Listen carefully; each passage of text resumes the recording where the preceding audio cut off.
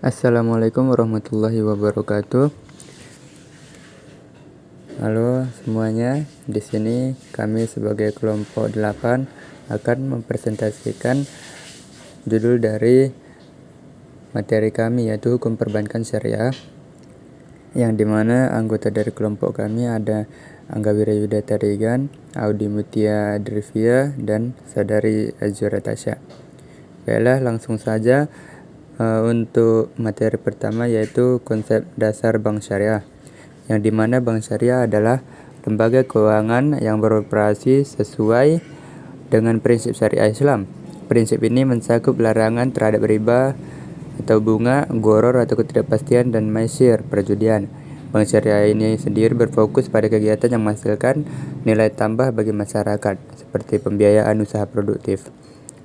Selanjutnya ada regulasi perbankan syariah di Indonesia, yaitu diatur di beberapa peraturan penting, seperti Undang-Undang Nomor 21 Tahun 2008, yaitu mengatur tentang perbankan syariah, termasuk pengawasan dan pengelolaan risiko.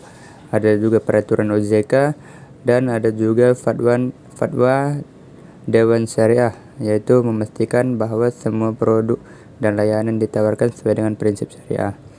Baru selanjutnya ada kedudukan perbankan Islam.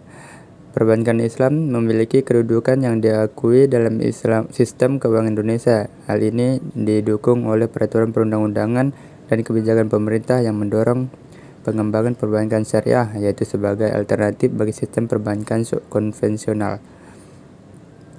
Baiklah, untuk materi selanjutnya akan dibawakan oleh Saudara Audi.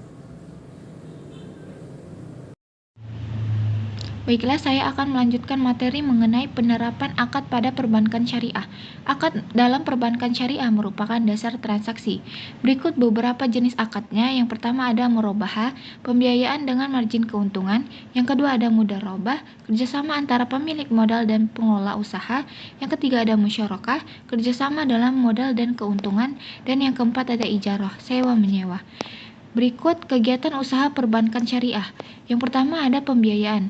Menyediakan pembiayaan untuk berbagai kebutuhan seperti pembelian rumah, kendaraan, dan modal usaha. Yang kedua ada penghimpunan dana. Menghimpun dana dari masyarakat melalui produk. Yang ketiga ada investasi. Melakukan investasi pada sektor-sektor yang sesuai dengan prinsip syariah. Selanjutnya, saya akan menjelaskan tentang perbedaan perbankan syariah dengan konvensional. Perbedaan utama antara perbankan syariah dan bank konvensional terletak pada prinsip operasionalnya, yang mana yang pertama itu ada prinsip riba. Riba dilarang dalam perbankan syariah, sedangkan diperbolehkan dalam perbankan konvensional. Selanjutnya itu dalam segi resiko. Dalam perbankan syariah, risiko dibagi antara bank dan nasabah, sedangkan dalam perbankan konvensional, risiko cenderung ditanggung oleh nasabah. Selanjutnya itu dalam segi tujuan.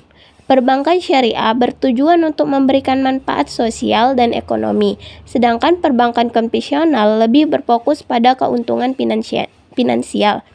Selanjutnya, dalam segi produk investasi. Bank syariah menawarkan produk investasi yang sesuai syariah seperti suku, sementara bank konvensional tidak terikat pada prinsip tersebut.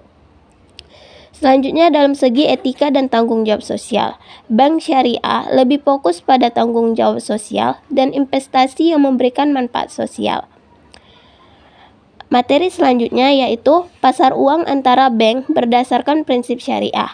Pasar uang antar bank syariah beroperasi dengan prinsip syariah termasuk yang pertama itu suku, instrumen pembiayaan yang berbasis aset yang digunakan untuk menghimpun dana. Suku memberikan imbal hasil yang halal kepada pemegangnya.